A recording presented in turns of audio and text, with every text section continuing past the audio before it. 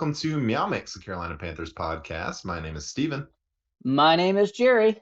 And we are here to discuss week 5. Already Yeah. week 5 of the NFL season. The Carolina Panthers will play host to the San Francisco 49ers, who are looking pretty damn good, honestly. Yeah, their defense is outstanding. It's really good. I saw Nick Bosa had 14 pressures in their last game. Just 14 wow. pressures in one game. Holy crap. So yeah, they're pretty good. They've got some good players. We'll talk about them here soon. Hey, they're coming to Carolina on a short week, cross country. So, we've got that going for us. Stranger things have happened. Stranger things have happened.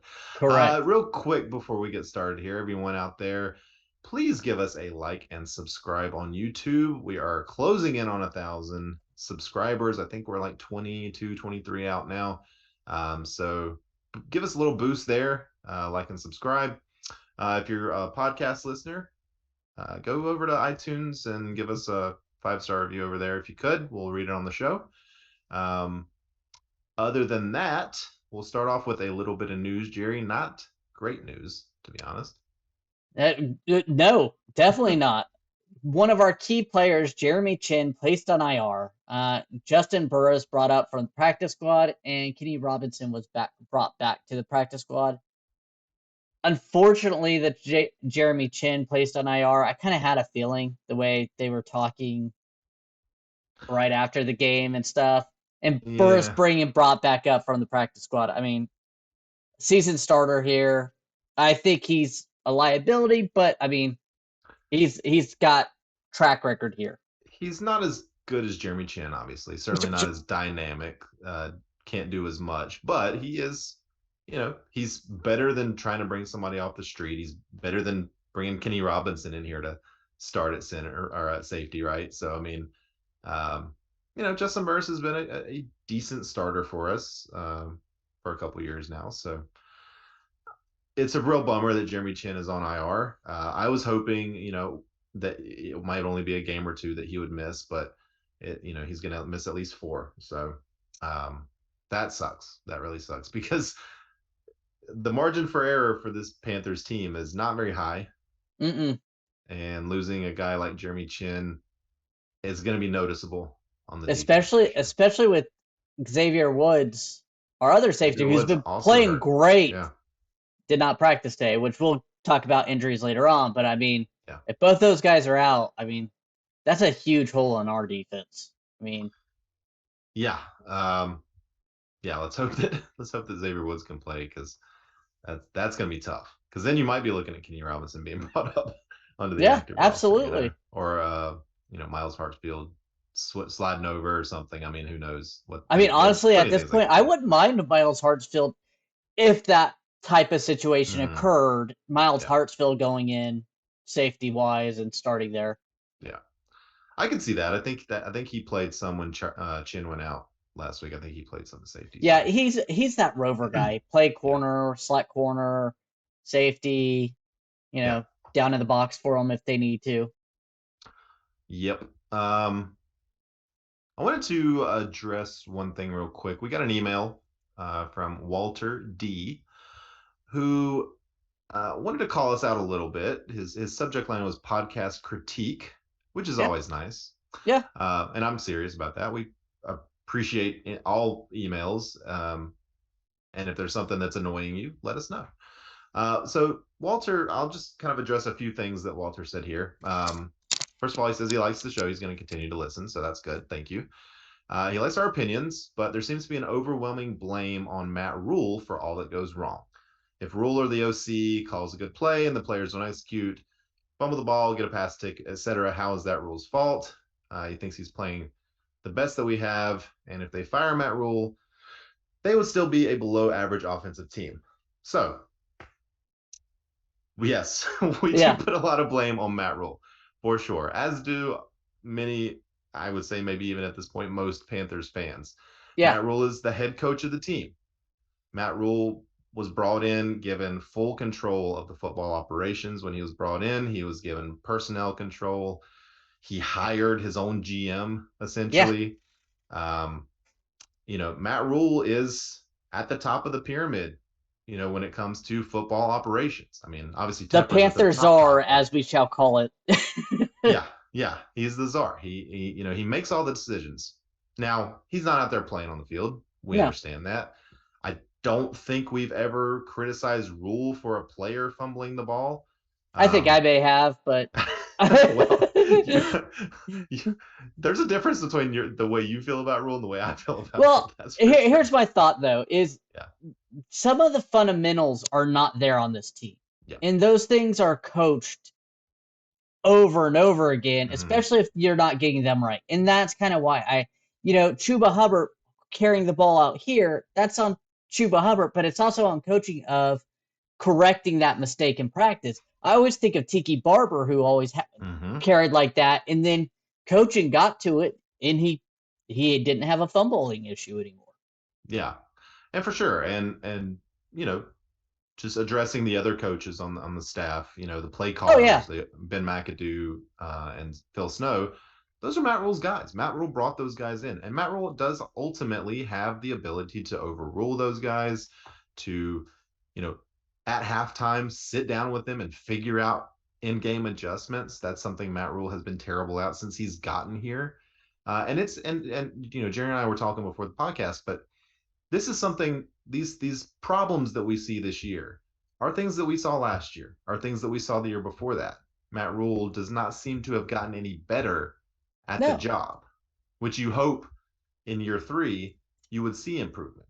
Now we've had an abysmal offense for 2 years in a row, and Teddy Bridgewater surprisingly is the best quarterback under Matt Rule. Mm-hmm. Um, Matt Rule has had 3 first-round draft pick quarterbacks play for him now. So my big thing is, like you said, it's reoccurring issues. It's not. If you count Cam, it's 4. Yes, 4. Yeah. But it's reoccurring issues, man. It's Mm-hmm. the failure to win close games. It's the failure to get an offense that scores or moves the ball consistently. It's the repeating things, and I've resigned myself to the fact that Matt Rule's here at the beginning of the season. I want to cheer him on. I personally feel like David Tepper already has his peak slip filled out. I think he's just waiting to hand it over because he doesn't want to be that owner. He's already made many mistakes, in my opinion, and other opinions. He doesn't want to fire a head coach 4 games into the season, 5 games he's going to wait till it's an appropriate time. Now, he's also giving Matt Rule the time to turn it around, Mm-hmm. to make that playoff push. I mean, they're 1-3, a couple games, and You you cannot never know. say everything you want about Tepper, the Eastland Mall thing, the Rock Hill thing, not firing Rule when all the fans thought he should. You cannot say that he is not patient with Matt Rule and he's not giving Matt Rule every opportunity, because he is. Correct.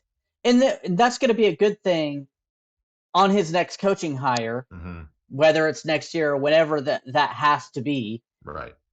Yeah, he Because could point to this and say, hey, I gave him 3 years. yeah, exactly. It was obvious, or maybe not obvious, but it looked like he wasn't going to work out. I kept giving him the chance. I kept giving him the opportunity. Ultimately, I had to let him go because it just wasn't working out. But you come in here, you can expect the same thing, as Correct. my You're head not coach. going to be a one and done Right. coach on a Right. rebuilding Right. situation. So Now, that being said, yes, I do think that we rail on Matt Rule too much. Not that it's not deserved, I don't think, but maybe the listeners are tired of hearing it. Maybe you guys, how we feel. You feel the same way, and maybe we do need to dial it back a bit. So I think we're going to work on that. I do want to address one more comment that he made, that there's a lot of second guessing in our discussion. Why don't they call more plays for player X? It sounds like amateur commentary to Monday morning quarterback every play. Okay. Well, first of all, we are not professionals. We do not get paid for this. We are amateurs by definition. We enjoy doing this a lot. Um, We appreciate everybody that listens to us. We're kind of surprised that we have so many people that listen to us. I know I am, at least. But at the end of the day, this is a hobby for Jerry and I. Yeah, and when we call out, say, hey, we want more plays, obviously we're calling it out because things aren't working. Things aren't working, and we see a spark sometimes when another player comes in. I think last year we were saying, hey, we want to see more Frankie Louvu, and now this year he's starting, and we're seeing the benefits. We said, hey, Laviska Shenault, which I got a commenter on YouTube said that spit facts, he was injured. I didn't realize he got a second injury, but he did return a kick with 2 minutes left in the second quarter, so he played half the game. I didn't Yeah. realize that. Yeah, and we're saying these things because when we say, hey, why don't they call more passing plays for Christian McCaffrey? Well, they should. We've seen Christian McCaffrey be excellent at that part of the game for his entire career, and for some reason, at the beginning of this season, they were completely went away from it. And it gets quarterbacks in rhythm to do the easy dump offs. And Christian can make this is my opinion, obviously, but it can help get a quarterback in rhythm, getting those easy passes done. And Christian McCaffrey's lightning, same with DJ Moore, those quick passes can easily go from a 5-yard gain to a 20-yard gain. Yeah. And I say that we're amateurs, but we've been around football our whole lives. We've been watching football, dissecting football our whole lives. Like we're, rabid fans that spend way too much time researching and talking about watching film and doing all these things, talking to people that know way more than we do, just to try to glean some insights. I don't want to say that we know more than the coach because we don't. No. We don't live it. We don't get paid it. But sometimes you see things that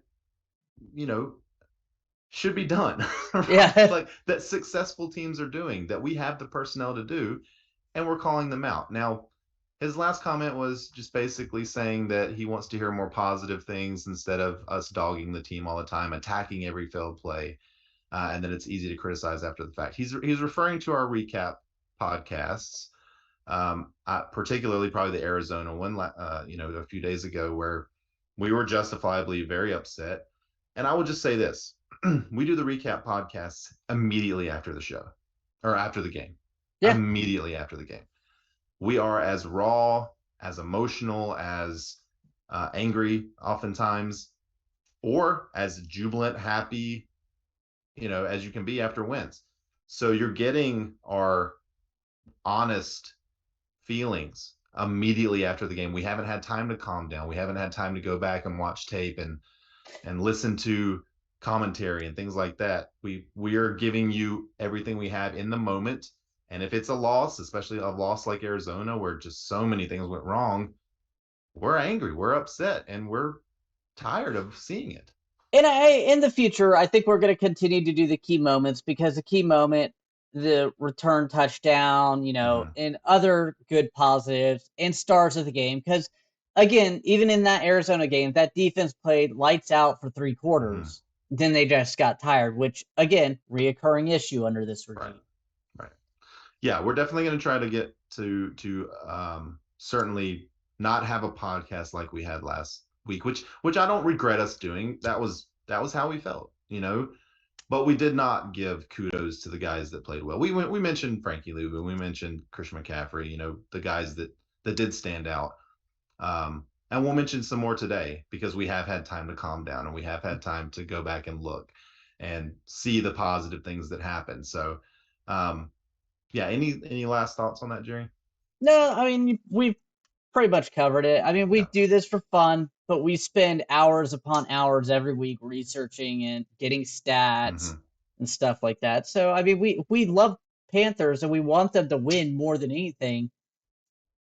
But unfortunately, this is probably since we started this podcast, we have not had a winning season. That's 4 years ago, Maybe 5 it's years our ago. fault. Is it our fault? I mean, did we do it? And in that time, we haven't had a decent quarterback either because Cam Newton went down with an injury that year. Well, his Liz Frank. If you want to send us an email blaming us for that, I wouldn't blame you. Like, I hope we didn't cause that, but yeah, it stacks up. That's all I'll say. It stacks up. But thank you, Walter, for sending us the email. I truly, truly appreciate it. And I responded to Walter separately with maybe like a 700-word email, just trying to explain in a long form what we said here. So thank you. And again, if anybody else wants to email us, reach out, mailbag@meowmixpodcast.com. Hit us up on Twitter, YouTube comments, whatever. We'll call them out. All right.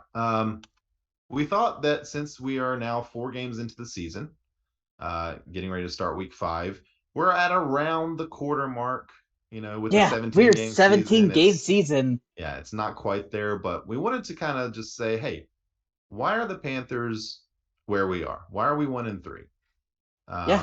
And Jerry and I both went and looked today and kind of did some research, and we found a lot of reasons why we think we are 1-3. And if these things improve, our record should improve as well. So Jerry, why don't you kind of read us through these? Third down conversion rate. We're 25% on third down. That's the last in the NFL. And a lot of that has to do with first and second down. We're not bringing up third and short. Right. So that's just one. Time of possession. We're last in the NFL in time of possession. Yeah, less than 25 minutes a game. And that ties into the third down conversion rate. Mm-hmm. And this next stat right here as well. 53.5 offensive plays per game, another last in the NFL. I mean, if it holds, that's last in the last 20 years. Yeah, that's now. And we'll talk after these key stats why I think, well, I'm going to talk at least why I think the Panthers really have nowhere to go but up from here. Imbalance between run and pass. This kind of plays into this too. I mean, there's 145 pass plays happened so far and 80 run plays. So that's average 36 pass to 20 runs per game. And here's the thing, there are RPOs, but they need to start. I mean, we're talking about third and short. You need to run the ball occasionally on first and second down. Yeah. And didn't like 30 of those run plays come in one game? Yes. Yeah. I mean, we'll talk about that in key plays or key things against the 49ers because I have some more in-depth stats on that one. Spoiler alert. 262 yards per game. Passing yards. Total offensive yards, yeah. Total offensive yard, last in the NFL. DJ Moore ranked 67th of 73 wide receiver in catchable targets, among receivers with at least 15 targets. However, Moore's average depth target is only 7.5 yards. It's much lower than the 6 wide receivers with worse catching rates. Yeah, I mean, that's telling you right there why DJ Moore is so far having the worst season of his career. Yeah, I mean, the other receivers have that bad catch rate because they're going deep, and the quarterbacks, obviously the deeper you are, the less accurate most quarterbacks are, unless you're Patrick Mahomes, who's just freak. Yeah. And 4 takeaways, only 4 teams have less. And most of those, luckily, that is trending upwards. Yeah. Because in the first 2 games, we got none, and we got 4 in 2 games. That's 2 turnovers each game. Yep. So that is trending upwards. That's nice. But, again, big game. 664 passing yards per game? No, total. Sorry. Total. Yeah. Total so far this season. So only the Giants and Chicago have less. So and the problems with Chicago and the Giants. Like, those quarterbacks are not good. That's where we are. That's your peers. Yeah. Daniel Jones and Justin Fields, who I don't know what's up with Justin Fields, but and the Panthers have had the lead in the second half in all 4 games. So all those stats we've said, they still held the lead in the second half in all the games, but lost 3 of them. The Panthers need to know how to hold on to leads. The defense does seem to get tired, but not only that, it seems like sometimes the play calling seems to get into we got a lead, let's back off, let's not let them get a touchdown. Instead, they let them drive down the field. But we think that's kind of the reasoning behind the 1-3 start. Yeah, if you looked at those stats without knowing what team you were talking about and what their record was, you would say that's probably an 0-4 or 1-3 team. Yeah. And you would be right because that is a 1-3 team. Yeah, just you know, I, I don't know what else to say really, other than we're last in the league and all of those things. We can't get any worse. I mean, we can get a little worse or we can stay the same. But I would imagine as the season goes on, as the Baker gets more comfortable, the offensive line gets more comfortable playing together, the timing gets better. That those offensive stats are they're going to go up, right? We're not going to see at 25% for third down conversions the whole season, right? I don't see that. I hope not. We just have too much talent, That and eventually it's going to come together enough to where those rates will go up. Is it going to be soon enough? That's the question, because we're still only one game out of first place in the NFC South. exactly. If we could get this offense on track, it doesn't have to be a top tier offense. With this defense, barring more injuries, this team can really start stringing together some wins if the defense stays clean, tight, or rested, and can ball hawk. The defense can be better than it is. I mean, it's good, but it could be good for the whole game if the offense can just get 6 more minutes of possession a game. Yeah. 2 more, less than 2 minutes of possession per quarter more. And that defense will be way less tired.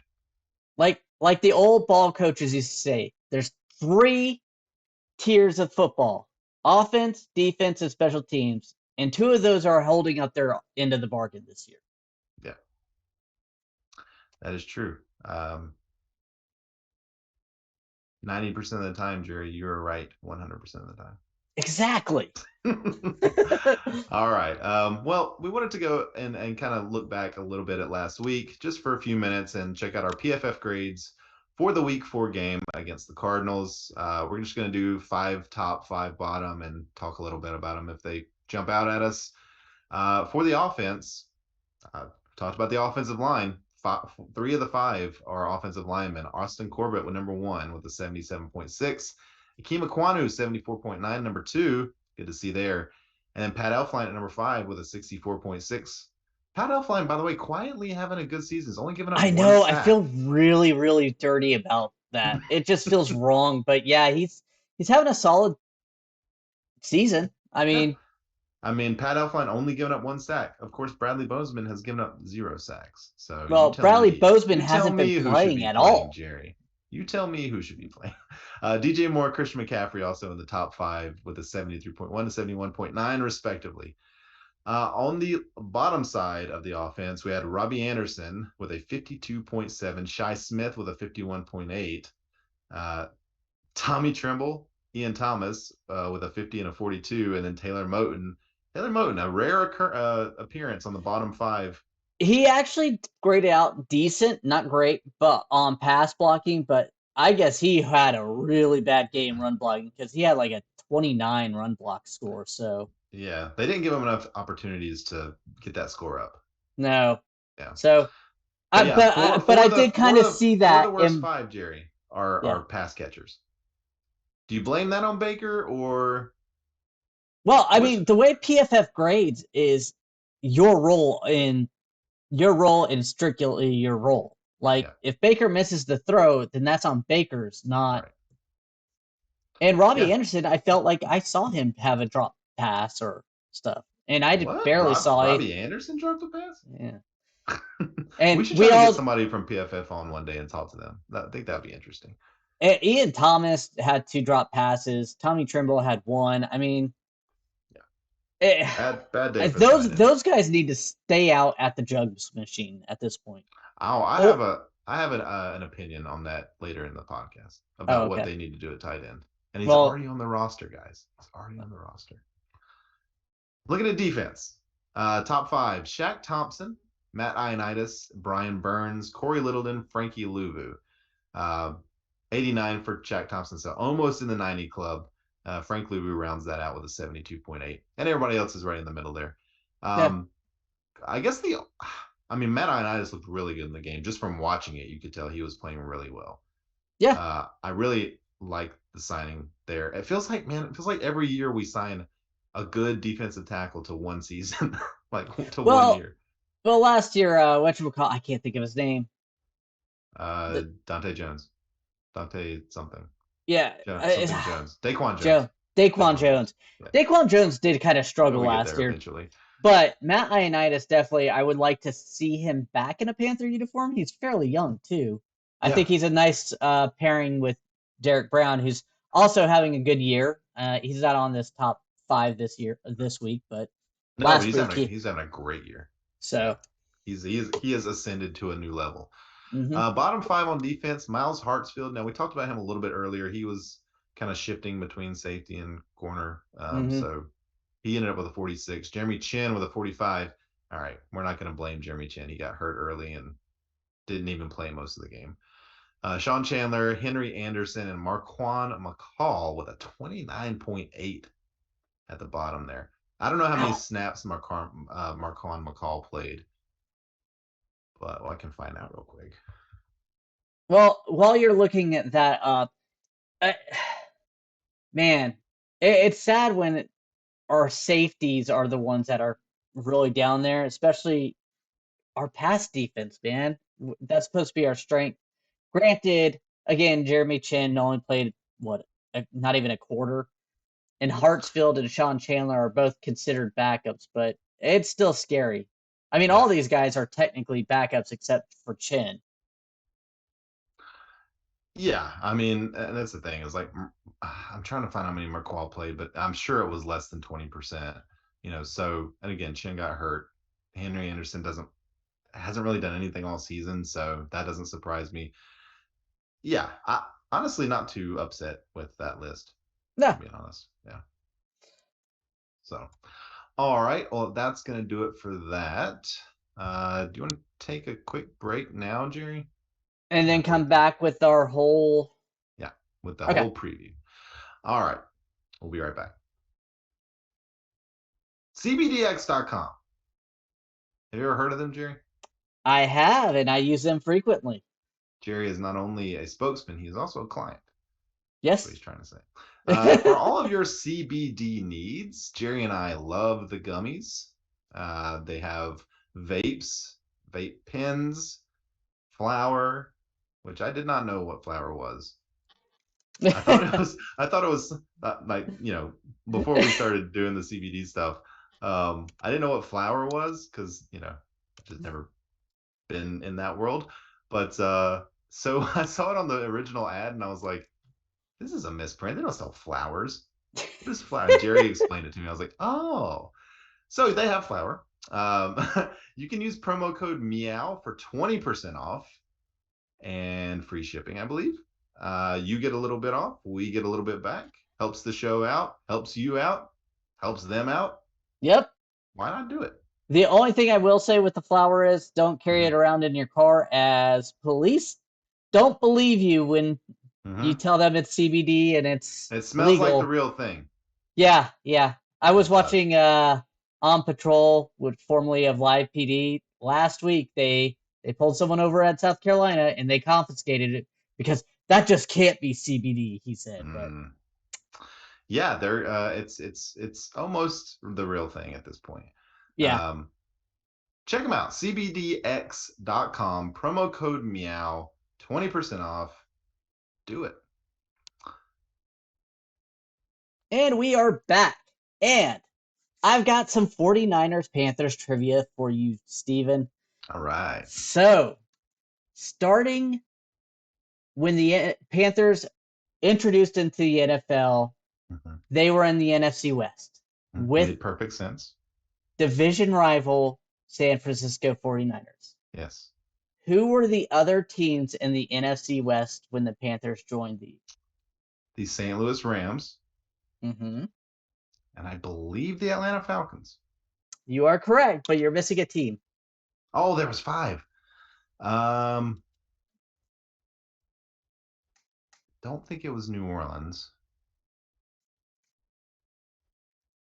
Was it Tampa Bay? You are incorrect, sir. Ah, New Orleans Saints. okay. Okay. What did I say? I said Tampa You Bay? said No, Oh, I meant to you say New said Orleans. no. You I'm said just I kidding. think it was New Orleans. No, it wasn't New Orleans. I think it's Tampa Bay. That's what you Yeah. said. Oh well. But that was fun. Hey, I got 2 of 3.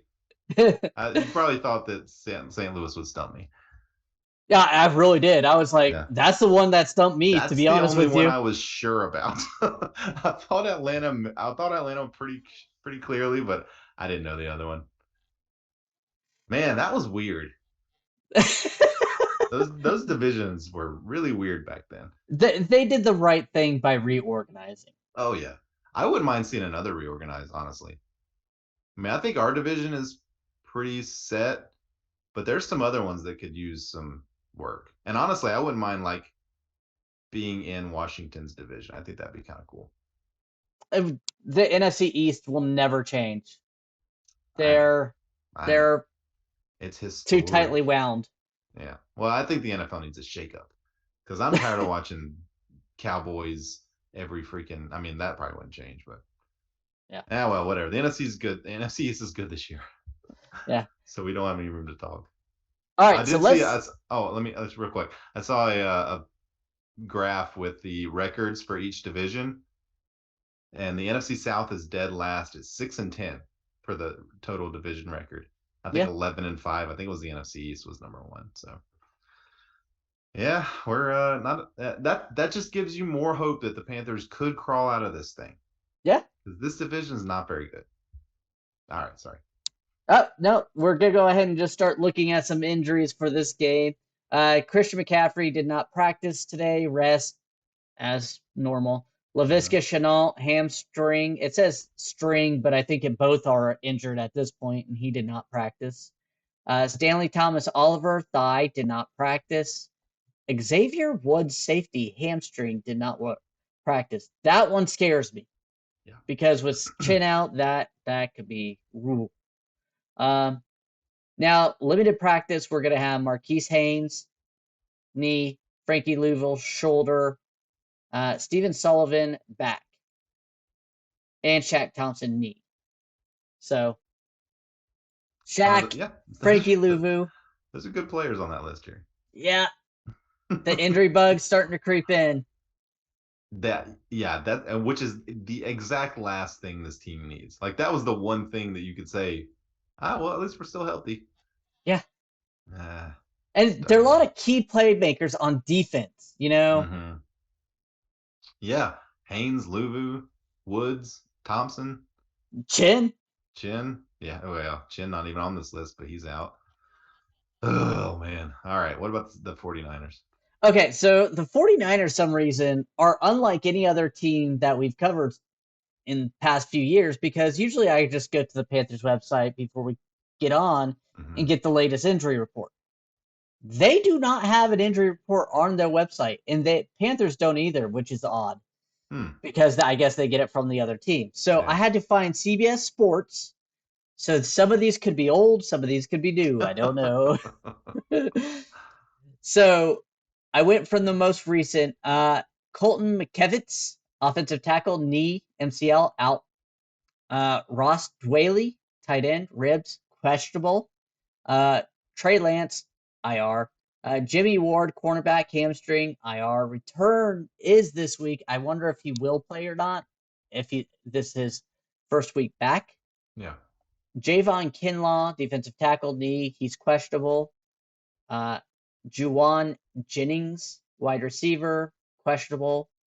Tyler Croft, tight end, out. Tavares Moore, hamstring, questionable in our DB. Tyron Davis Price, running back, out. Trent Williams, this is a big one. Trent Williams, offensive tackle, out. Aziz Al-Shari, I think, linebacker, knee MCL, he's on IR. And Eric Armstead, questionable. So there's some big names, especially with Kinlaw and Eric Armstead. I mean, that middle of that defensive line could be out, which would benefit the Panthers, especially, if they want to try to get the, run game going. Yeah. Yeah, I found their regular injury report, and it's basically the same that you said. Okay. I don't see anybody on here that's different. So, yeah. They must have posted it like Yeah. after we started because I did it right before we And it's weird. connected. It defaulted to week 3. I had to go into the URL and change it to week 4. So not something Mm. that you would have thought to do, I'm sure. Um, but yeah, Trent Williams being out is huge. If some of these other injuries pan out, that would be helpful too. But man, the rest of that defense is just really good anyway. So it's gonna be tough. Yes. And being that tough, Vegas has noticed. Yeah. The Panthers are at home 6.5 point underdogs to the 49ers, and the over under for this game is 39 points. Mm-hmm. And the sad thing is, I don't think I would take the over. I was thinking like that's really low. That's a really low Yeah. number. And I was thinking, I was like, yeah, but do I trust the Panthers to score more than 14 points in this game? Do I think the And defense will give up more than 26 points in this that's game? exactly it. I mean, even our defense is our strength, and Yeah. their offense isn't lighting them up. But I mean, Yeah. just And by the yeah. way, 26 plus 14 is 40. So Vegas is pretty good. Like Vegas is pretty good at their job. Like those are the numbers I thought of really There's quickly. And yeah, al- that's weird. always a winner in Vegas, and it is Yep. Vegas. Yep. Yep. All right. Well, let's look at some key matchups here. Key matchups and things the Panthers need to do to win. Maybe they're not matchups. Maybe they're just things that they need to do, such as try to establish the run. Yes, this is where I mentioned earlier. The Panthers average only 19 carries in losses, while having 31 in the single win this week. This includes 13 runs by Baker Mayfield in those losses. Mhm. So that 15 design plays per loss. So that's how they really tried to. I understand RPOs, but come on, guys, you've got to try to run the ball. I don't Yeah. even want to say Christian McCaffrey. You give him 12, 13 runs, great. We have Deontay Foreman. You have Chuba Hubbard. Let those guys run. McCaffrey's Control the still clock. getting like 90% of the snaps. Let the other guys. You've signed him for a reason, Deontay Foreman. Yeah, those short third one, third and two, like let Deontay Foreman get in there and knock some guys down. Not that It, Christian McCaffrey can't, but save that wear and tear on Christian McCaffrey and let Foreman with fresh legs go in there and do it. and shrink the clock. We're Yeah. talking about time of possession. All those incompletions doesn't shrink the Mm-hmm. clock, stops the clock. Shrink the clock. Yeah. Give our defense rest time. That helps. It does. 49ers only giving up 73 yards per game on the ground, though. So they Oh, have a very I mean, stout run defense. this is the number one defense in the league. Second Yeah. against the run, second against the pass. Pick your poison, and my poison would be let's try to establish the run, or at least if the game is close, continue to play run plays, run plays. You need this. Your defense needs it. Yeah. And this isn't on our list, so I just do want to mention it. In the passing game, which they will have to pass in this game. Oh yeah. Don't get it twisted. They will be down. They will need to pass to try to catch back up in this game. Do something different. Don't stop doing the same things over and over and over again and expecting them to have different results, especially against the best defense you've played this year so far. I want to see them roll Baker out of the pocket. That is Yeah. where he makes plays, sort of unscripted, you know, give him some options, but let plays develop. Let him improvise a little bit. That's where Baker has been the best, is when he's able to do that. So, you're already 1-3. What you've been doing so far is not working. Switch it up. Try something new. Run the ball a lot more, like Jerry said. But when you're passing it, do something different there too. Yeah. Don't target Ian Thomas all the time. Like it felt like Ever. every game in the first quarter, it seems like we're targeting Ian Thomas for some reason. Yeah. Like on pivotal downs, it's like plays drawn up for him, and he drops the ball wide open. Which it's Well, like, we know that McAdoo liked to use the tight end, which is yeah, apparently why they gave Ian Thomas a new contract, weirdly. And Baker not being comfortable, obviously, with everyone on the team, those quarterbacks go to the tight end. That's the safety valve. Yeah. And Ian Thomas is just not a good pass catcher. Tommy Tremble at this point does not seem like he's a good pass catcher. You know who does? Richie? Ricci. Let Ricci have the majority of the tight end snaps. As long as he's a decent blocker, which as a fullback, I assume he is. He's been the best looking one in the passing game. I Yeah. mean, Stephen No, I Sullivan agree. is an amazing, body and seems to have some good ball skills, but seems very raw. So I'm not sure that he's the guy, but yeah, and I saw your little smile there. I'm just saying, I'm gonna cut that little bit. Sullivan has a amazing body and great ball skills. Listen, all sports are weird when it comes to phrasing. Okay. The amazing body part to kick it off was Well, he hilarious. does, man. He's big and strong, and I can appreciate that. I wish I was like that. What was I saying? Oh yeah, Ricci needs to be. Sorry, I just kept picturing Steven Sullivan in my mind. Ricci needs to be the main pass catching tight end, in my opinion, or at least needs to be given the opportunity. Every time he's been out there and given the chance, he does something good with the ball. So he catches it and he runs with it, which is I more than agree. I He can does. say for Trimble and Ian He Thomas. does seem faster, and he seems, when he gets the ball in his hand. And again, it's because that Trimble and Ian Thomas have not shown anything. I would still like to see Trimble a little bit more, but Mm-hmm. at the same time, I They agree with don't you. seem to be developing him well. No, it doesn't seem that way. So I would like to see Trimble a little bit more. I agree with Ricci. If you're going to target the tight ends, let's try to mix match it. See if one of the other guys can flourish. I mean, basically Yeah, what you're trying. give him a chance because I know you're paying Ian Thomas, but he's not the guy. He's just not the guy. I I've told you multiple times to give him a chance. I was like, oh, give him a chance. 4 games in, I think he has like 4 or 5 drops. I mean, Yeah, and you're seeing it. And now he's had his chance. Let's he's see had if his one of the chance. other guys can make some magic happen. I mean, he's had multiple different quarterbacks. Granted, most of them not very good. Been in multiple different schemes, and he hasn't done well in any of them. So So yeah, yeah, this is the year that I'm jumping off to give him a chance because he got the chance this year and he's just not welcome, there. welcome. So another key to the game is get pressure on Jimmy G. Um, I have some stats here from PFF. When he is under pressure, he is awful. I Mm-hmm. mean, he's a guy of 26 under pressure passing the ball.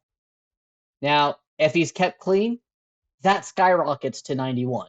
And that's with most quarterbacks, but it's dramatic with Jimmy G.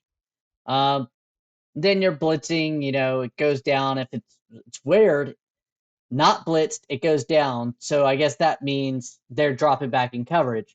But when he's blitzed, it's high. I guess that's if he's not under pressure. So I mean, that tells you that he is very good at finding his safety valve. safety valve, yeah. Yeah. So if And by you're the way, gonna rush, Jimmy G, a get there. very very efficient quarterback. Like he might not be flashy, but man, I would have much rather the Panthers traded for him than Baker. I mean, even Uh, at the time, we wanted Jimmy G for this year because he's just better. He's that contract was just never gonna be, Yeah. and that's why I personally feel like he put that no trade clause in there while I take that pay cut because he figured, okay, if I'm gonna get traded, I want to choose my Mm-hmm. destination. I don't want to. Yeah. Who can blame him? No. Yeah. But yeah, you're right there. That's something that we saw in the Saints game. The Panthers brought a ton of pressure. Mm-hmm.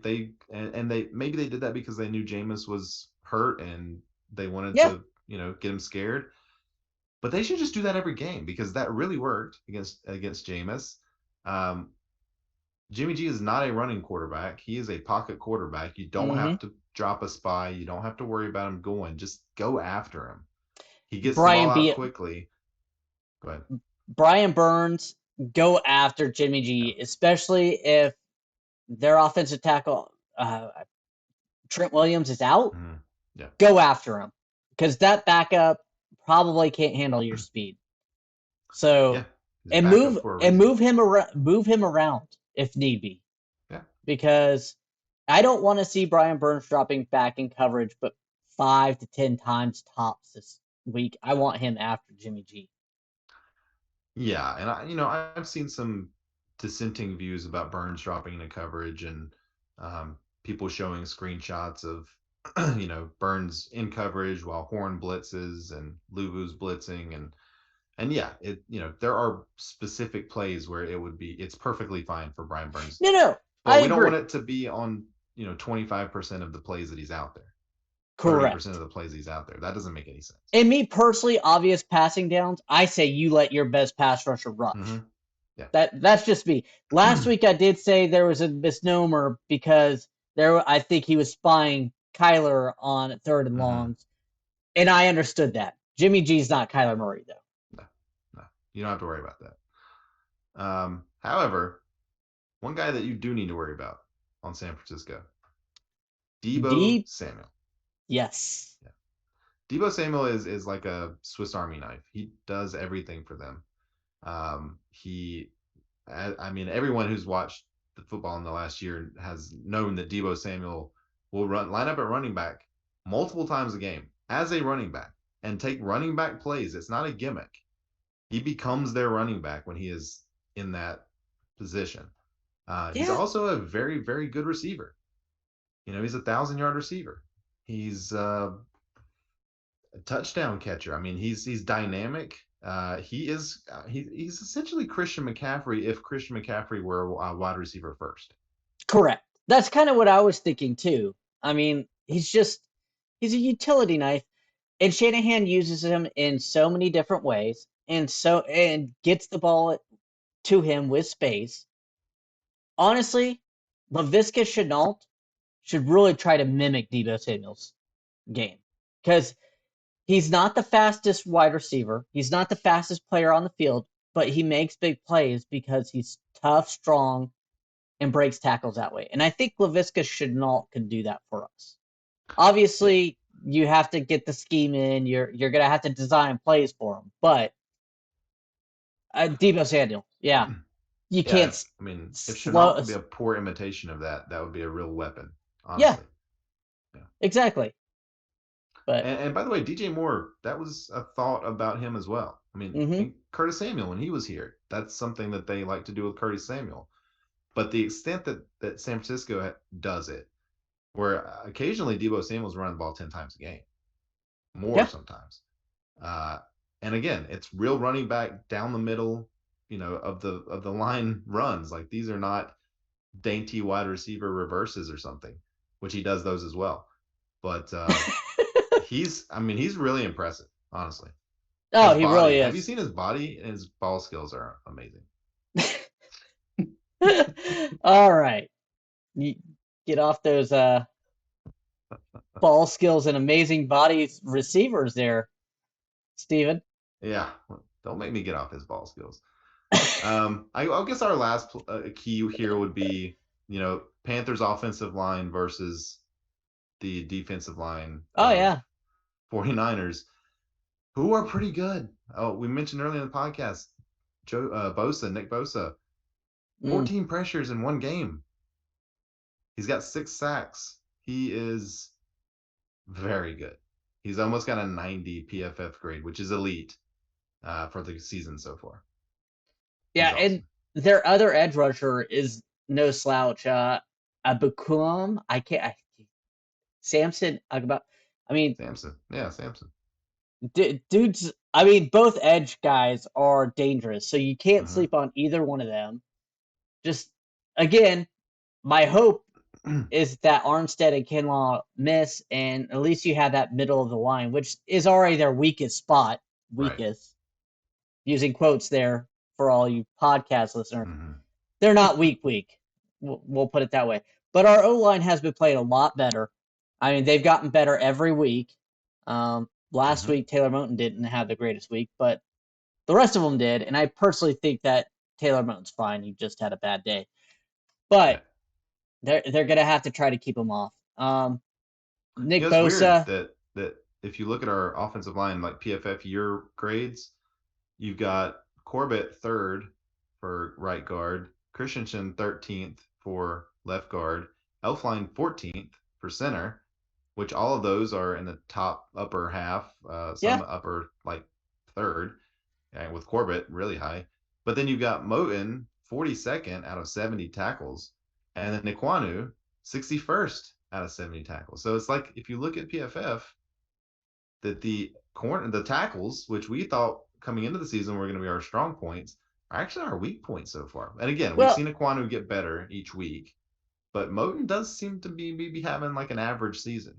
correct. I was gonna say I'm gonna leave Icky alone. I do worry about Icky going against Nick Bosa, these edge Yeah, rushers. no rest for Icky. No. Man, yeah. I guess that Giants game was his rest because Yeah, every but even week he's then, getting. they have a really dynamic defense that does a lot of. They give you so many different looks.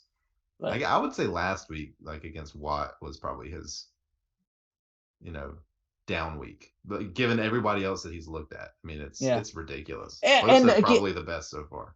and he's getting better.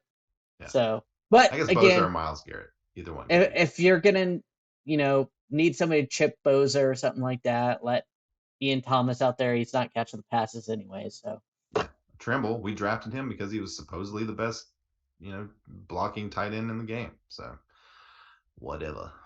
All right, any other kind of keys or things you wanted to mention about the game itself? uh Gonna be a tough one.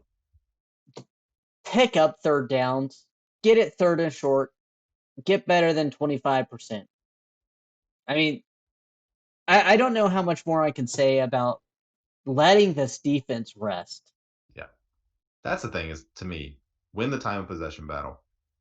Just win the time possession battle would be my last key, an easily quantifiable one. But that means you're running the ball. That means you are converting third downs, and they're on the field less than you. Their defense is on the field more than our Mm-hmm. defense. That's the key. So control the time. It goes exactly with what Jerry said. Converting third downs. Like let's move the ball. Let's do something different this game. Yeah. Show hope. Show hope. Yeah, hope. Like Leia said at the end of Rogue One. Andor, by the way, Disney Plus, not a sponsor, but that's a good show. Have you seen it yet? No, I have not. Oh, you should check it out. It's really good. All right, beer bet of the week. Beer bet of the week. And I'm going to our messages because I don't remember You, what we chose. Do you have it? it was what will be more rushing attempts by the Panthers or more tight end yards Yeah, that's by right. the Panthers. I like that one. Well, you know how I feel about the tight ends, Jerry. So I'm going to say that we are going to have more rushing attempts than tight end receiving yards. And I hope you are correct, but I am going tight end yards because they seem to get at least 30 each game. So I mean, I would say that that's a good thing if the tight ends are that involved, but they would have won that bet last week with 14 yards. So maybe maybe it wouldn't be such a good thing. yeah. Moving on, bold predictions. Go ahead and let you take that one. Yeah, it was really. I'm trying to stay positive here for the Panthers. It's really tough, man. It's really tough, but I'm going to say that they are going to hold the San Francisco 49ers to 0 sacks in this game. Nice. And I do think that is a bold prediction given how good that defensive line is. I am actually going to go the same way, except the other way. I'm going to say Uh-oh. 5 sacks for the Panthers. Oh, okay. Okay. I mean, if both of those things happen, or even if one of those things happen, I think it's a good thing for the Panthers. I mean, Oh, obviously it's a good thing for the Panthers, but I think it means a good thing for the result of the game, yeah. which we're going to talk about right now. And I'm going to make Jerry go first because he hates it when I do that. I'm going the San Francisco 49ers 23-13. Ooh. Yeah, I'm going to kind of tickle the Vegas line here a little bit. I think it's going to be a touchdown game. But I think the Panthers are going to win. I think this is the game where the offense finally kind of comes together. And I think the Panthers shocked the world and win 21-14. Nice. I would love it if we could win this game. I would love it for us. Just It would be a huge win, man. Like, and it would really, and we especially if could they be right figured some back stuff in out. it. Right. We really could. So, I'm gonna remain hopeful. I haven't seen anything from the offense to make me think that this is gonna happen. But maybe, but there's pieces there, though. Yeah, I know. Yeah. Any last pieces there. any last thoughts of the Panthers game before we look at the NFC South? I saw that in the power rankings we're pretty much last in everybody's power rankings now. I saw we're 30th and 1. I keep seeing nice. the Texans as 32nd. They're 0 and 4. I know. I saw the Panthers last in a lot of them. And then 31st in a couple as well. So yeah, I think them and that's what you want to be. You want to be in that group. The Texans and the Bears, and I mean the Bears are 2-2. Yeah. How are the Bears 2-2? Well, they had that monsoon game that they beat San Francisco, I think it was. I mean, their quarterback's completing like 8 passes a game, and they're 2-2. That's, hey, good for them. Yeah. I don't know if it's real, but good for them. All right, let's look at the NFC South games. NFC South games, the Atlanta Falcons traveled to the Tampa Bay Buccaneers for the battle for first place in the division. For the division crown. So, again, this division's not going anywhere. So go for it. I mean, if you could start stringing some wins together, this division's still in grasp. Meanwhile, Seattle Seahawks go to New Orleans. I don't know. Seattle's a good team. Like, Seattle. This is my thing about coaching. Seattle Seahawks don't have a team that you think should compete right now. A lot of people pick them to finish dead last in the league. That's what good coaching does. He rallies at Pete Carroll, oldest guy coach in the league. Mm-hmm. Looks spry, but he rallies those guys, and he's I'm glad Russ is gone. Yeah. I mean, Geno Smith has turned into a top 5 quarterback. Mm-hmm. Absolutely. Geno Smith, who was dead, literally dead. Not literally, figuratively, but yes, dead. Career dead. Yes. Yeah. I mean, had just been bouncing around and never even a consideration for teams like Carolina, who desperately needed a quarterback. And he's playing amazingly. Yeah. It's crazy. I personally feel like they're scheming. I'd stay away from that game if you're betting, because I have no idea.